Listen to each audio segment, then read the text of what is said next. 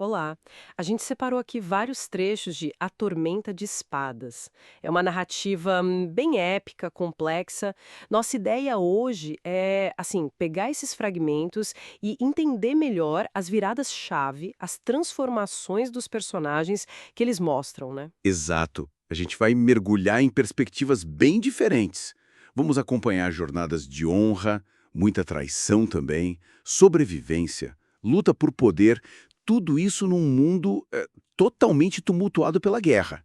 Vamos ver como alguns personagens são forjados e outros até quebrados por tudo que passam. Ok, então vamos lá. Vamos começar com Jaime Lannister.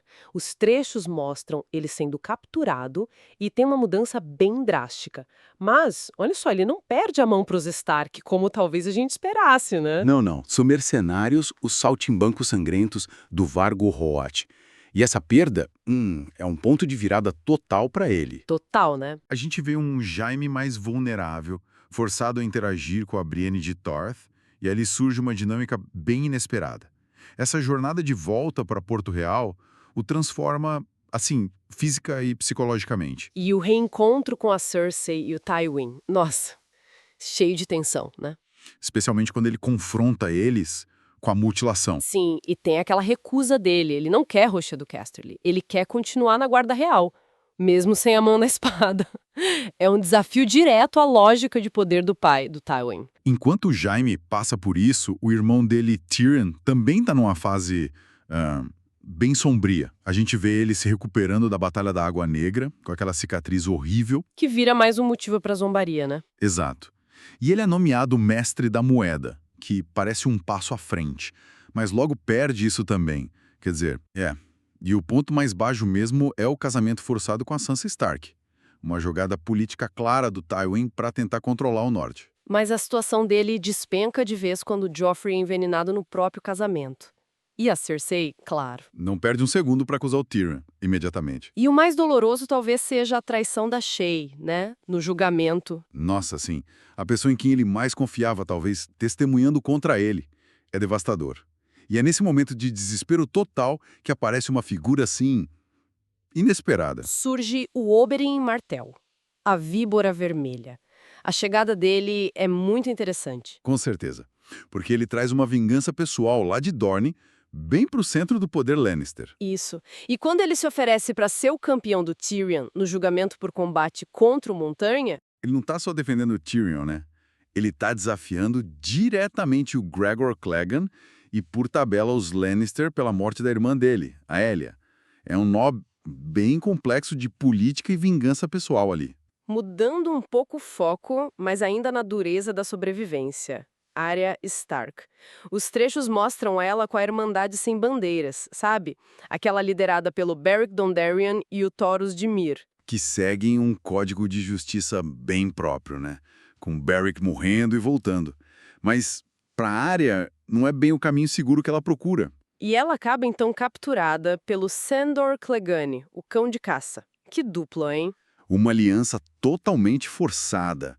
E eles viajam juntos por uma terra devastada pela guerra. Eles chegam nas Gêmeas logo depois do casamento vermelho. Nossa. E a Arya vê aquele horror de perto.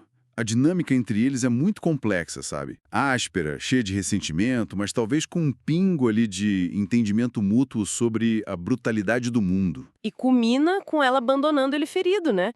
Depois da briga na estalagem. Ela nega a misericórdia que ele pede. É mais um passo no endurecimento dela, eu acho. Uma recusa em se conectar, talvez para se proteger mesmo. E lá no norte a situação é desesperadora. Mesmo antes do casamento vermelho, a causa do Robb Stark já estava, assim, desmoronando. Traições como a dos Karstarks. Isso força o Robb a tomar atitudes que acabam afastando outros aliados. A tentativa de consertar a aliança com os Frey, casando o tio Edmure Tully, é o que, ironicamente, leva ao massacre nas Gêmeas. Enquanto isso, mais ao norte ainda, Jon Snow, ele tá vivendo entre os selvagens, escala a muralha com eles. O conflito interno é enorme para ele, né? Mas a lealdade à Patrulha da Noite fala mais alto. Ele volta para o Castelo Negro. E bem a tempo de liderar a defesa contra o ataque gigantesco do Mance Raider, que inclui gigantes e mamutes. É a patrulha contra o mundo, praticamente. Uma defesa desesperada. E, paralelo a isso, tem o Samuel Tarly. Não podemos esquecer do Sam. Ele passa por momentos de puro horror na fortaleza de Craster. Escapa do mutim, onde o comandante Mormont morre, descobre aquela verdade terrível sobre os filhos do Craster e os outros, e foge com a Gilly e o bebê. É a sobrevivência na forma mais crua. É impressionante juntar esses pedaços todos, né?